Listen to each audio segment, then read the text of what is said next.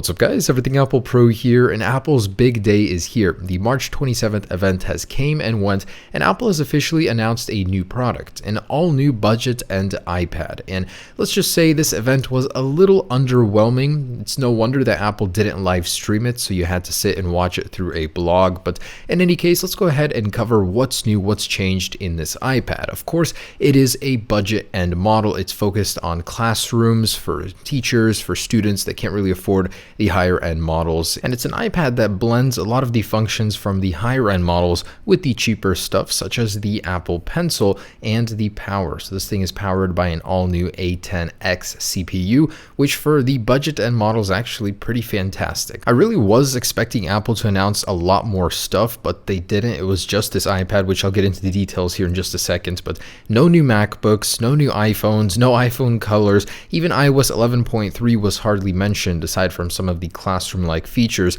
and yet no date was given on that. So we might still, see a release date here any day, but really it's unknown at this point in time. Now, Apple kicked this off by saying that the $329 iPad has been their most popular by far. Classrooms everywhere have been buying them just because of the affordability, and they wanted to continue that tradition since forever they've been already in classrooms with the iMacs and all that. So pretty much Apple has been collaborating with classrooms for the longest time, and they want to keep that tradition alive, keep inspiring kids and all that. And what better way to do that than to introduce an all new iPad where even more is possible for the same amount of money as the previous $329 iPad. The amazing thing is they kept the costs low while including some of the most top end stuff, support for the Apple Pencil, a Apple A10X CPU, which is incredibly powerful. And alongside this new iPad, there's been a lot of updated software such as smart annotations in Keynote and presentation software. So in general, it's just been made much more friendly for the classroom as Apple's understanding the needs of most of these students. So in a nutshell, this is the summary of what you'll be getting on this new iPad. Of course, Touch ID, unknown if that's second or first generation.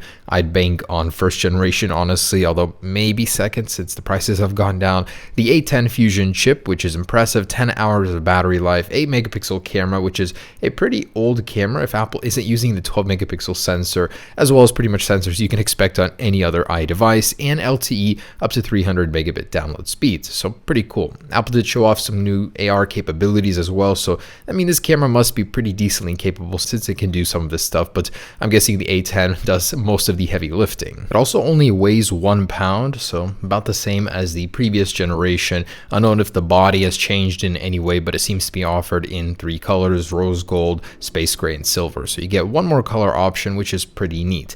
Apple did also talk a lot about classroom features, so class kits where teachers will be able to manage a bunch of students with their Apple IDs very easily, and the amount of iCloud storage that you get has gone from 50 gigabytes to 200 gigabytes for no extra charge, which is nice of Apple to do. And interestingly enough, they did show off some third-party cases from Logitech, which is unusual of Apple to do. They usually sell their own at this event. So pretty much in a nutshell, this iPad is focused on students, and it's not very expensive. It can't do too much, but at the same time, it can do a lot of what the higher end models can do for way less. So Apple's strategy is pretty much leave nobody behind, give everyone what they need from an iPad, despite what price point you come in and buy an iPad at. So overall, yeah, I am a little underwhelmed, but then again, Apple didn't stream this event publicly for a reason. This is just focused on students and teachers, classrooms, so that they can get a private screening of this new iPad that's focused towards them. In any case, still pretty cool of Apple to do this. I could certainly see Apple applying the same strategy to a budget end iPhone, whether that be the iPhone SE2 or the new LCD model, but very cool. Apple was supposed to announce a new MacBook here as well, which they didn't, so they might do that at WWDC, but basically everything that Apple didn't announce we're going to be expecting to see at WWDC now. So there it is, guys, a new, more capable iPad, faster Apple Pencil support, slightly better specs for $329, $299 if you're part of a classroom or teacher.